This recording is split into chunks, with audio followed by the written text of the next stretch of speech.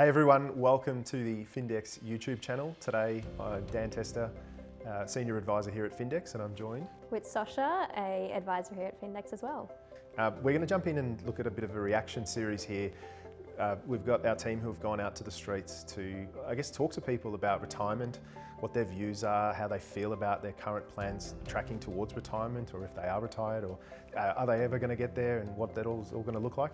So hopefully you enjoy, and if you like, subscribe, click the links to the YouTube channel, and we're certainly going to have some more information coming out to you as well.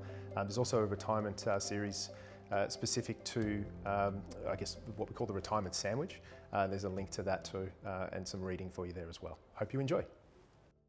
The dream of retirement, is it just a fantasy, or do you think it's a reality as well? Probably fantasy. I don't imagine when I can retire. Common response for a lot of I clients. just don't have the nest egg, anything to fall back on, still kind of just living day to day. How old do you hope to be able to retire?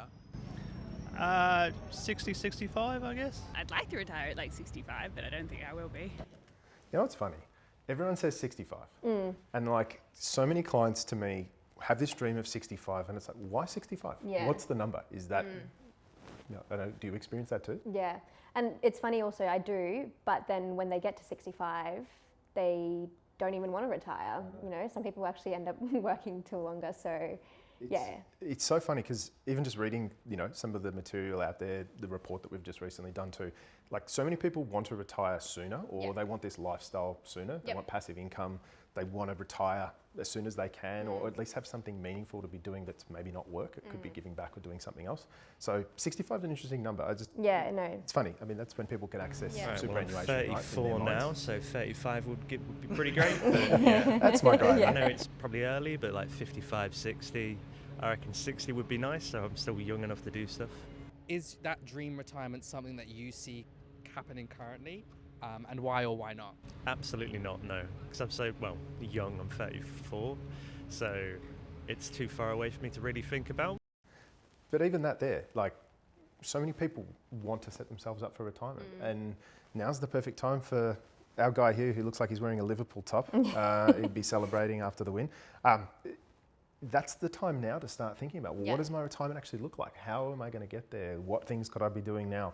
If he wanted to retire at 35, he's probably left it too late. Yeah. but if it's in his 60s, he's still got a lot of time, right? Yeah. Like, how many clients would you see that are in that position now? Yeah, a lot. Yeah, but I also, the comment that he made that it probably won't be achievable. You don't know that until you actually sit down and maybe visualize that with someone like an advisor. So true. So I don't think, and also the jump around with different ages, people just have this fantasy number that we kind of mentioned before, but there's no, why not make that a reality, or a more certain number? Yeah. So it is interesting that people have this desire, but then don't really do anything to make that desire happen. And I think it talks so much to even the value of getting advice early on. And for those watching at home, it's not about advisors selling you financial products. Like this example here is prime for what's the strategy, what does this actually all look like, and even just providing some financial modeling or some sort of illustration. I think that's the power in the numbers, to kind of show the illustration of what it looks like, the visual impact. And it starts to also confirm if you are on the right track, or what changes need to be made now to hopefully get you there. Yeah. I honestly don't think about it very much. I think it's too far away, and it seems too crazy an idea to not work. And very also common. Have things like future financial plans seems a bit wild. It's a very common one that I get with young clients, and even people around my age, friends that I've got.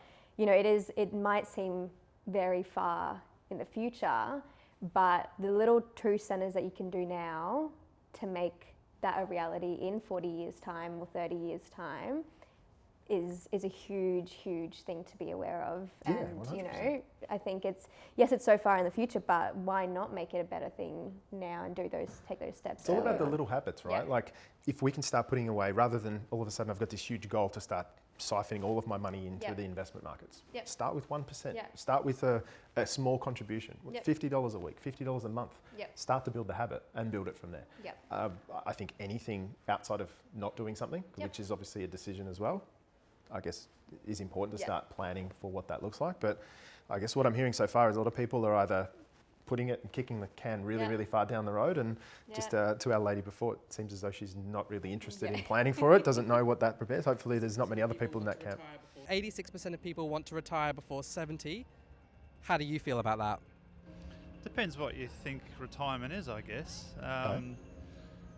Is retirement moving to another, being able to travel around, or is it just staying in a place where you've made your home here and been quite happy with that? Yeah, I understand it, but I find it unlikely. Who are those 14%? Who is hoping to work beyond 70? Like, what do you do if you're still working? Like, if you're sitting down reading, if you're an editor of novels or something, fine.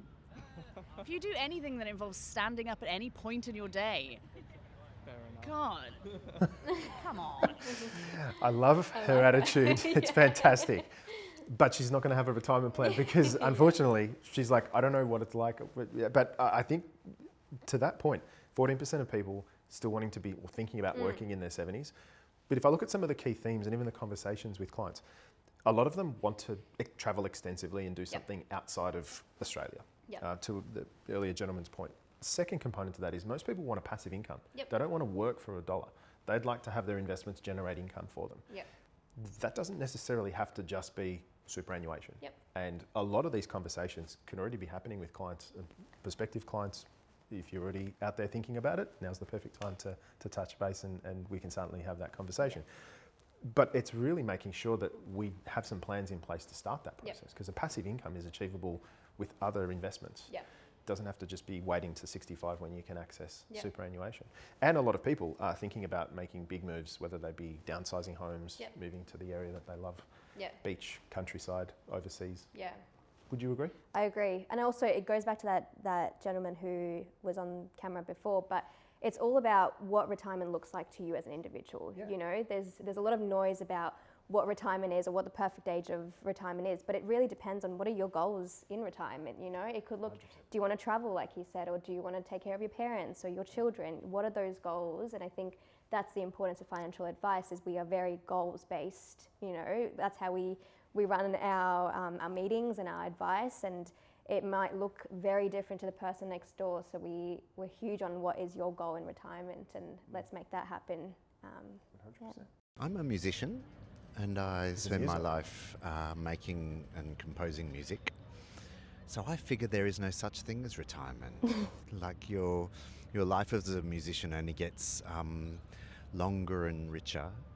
And I mean, I'm going deaf, so there's always that's going to make it a little difficult. But I'm not planning on stopping, actually. I want to be just on close to the end and still playing my cello and playing the piano. There's the guy who's still standing at 70, right? For everybody's sake. And he's going to be happy with A lot of people are getting older, there's more to pay for, so it's a dream to do it as young as possible.